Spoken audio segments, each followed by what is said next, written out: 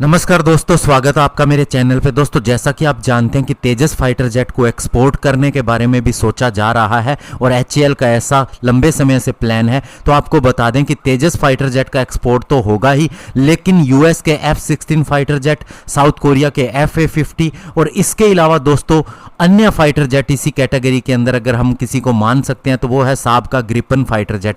इन fighter jet की market को जरूर कब्जा करेगा तेजस फाइटर जेट। और हम बात कर रहे हैं तेजस MK-1A की। अगर तेजस MK-2 आता है तो ये इसका और भी ज़्यादा अपग्रेडेड वर्जन होगा। आज इसी के ऊपर बात करेंगे। चलिए दोस्तों शुरू करते हैं।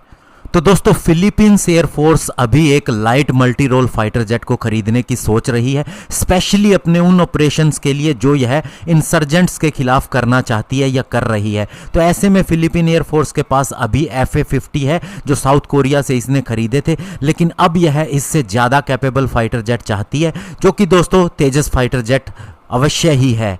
इसके अलावा दोस्तों इसके पास साब का ग्रिपन फाइटर जेट भी ऑफर के लिए है और साथ ही लॉकहीड मार्टिन का F-16V भी है। लेकिन दोस्तों इनके प्रेसिडेंट रोड्रिगो डुएर्टे ने पहले ही F-16 फाइटर जेट को उटरली यूजलेस कहा था, यानी कि ये बिल्कुल ही काम का नहीं है, स्पेशली इंसर्जेंट से फाइट करने के लिए बिल्कुल भी कैपेबल नहीं है। और इसके अलावा फिलीपींस एयरफोर्स ने तुर्की एरोस्पेस इंडस्ट्री से T-129B हेलीकॉप्टर और बेल का AH-1S कोबरा अटैक हेलीकॉप्टर खरीदा था और अब इसे ये एक सप्लीमेंट देना चाहते हैं light multi role fighter jet के द्वारा, ताकि इसका बॉम्बिंग मिशन पूरा हो सके।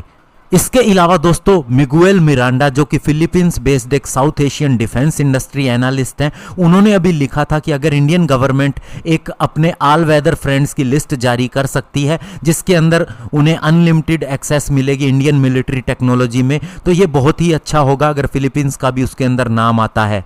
और इसके अलावा कई फिलीपींस बेस्ड एनालिस्ट ये चीज़ बोलते रहते हैं कि इंडिया का LCA तेजस MK-1A light combat jet Philippines air force की सारी रिक्वायरमेंट को पूरा करता है, क्योंकि इसका प्राइस भी अगर ग्रिपन ई से तुलना की जाए तो आधा है। और साथ ही रिसेंटली हमने ब्रह्मोस क्रूज मिसाइल सिस्टम देने का फैसला किया है फिलीपींस को, तो आने वाले समय में फिलीपींस को ब्रह्मोस का NG वर्जन जो कि एयर लॉन्च्ड वर्जन होगा वो भी दिया जा सकता है। Astra MK-1 air to air missile जो कि बियॉन्ड विजुअल रेंज कैटेगरी में आती है ये भी दी जा सकती है। तेजस MK-1A के साथ में ये दोनों ही सूटेबल होंगी, तो ऐसे में फिलीपींस को बहुत ज़्यादा फायदा मिल सकता है और उसे ज़्यादा कॉस्ट भी नहीं आएगा। और इंडिया ने क्रेडिट लाइन खोलने के लिए भी कहा था फिलीपींस के लिए, तो ऐसे में ये सारी चीज़ें हमारे तेजस फाइटर जेट को फायदा दे सकती हैं। धन्यवाद, जय हिंद।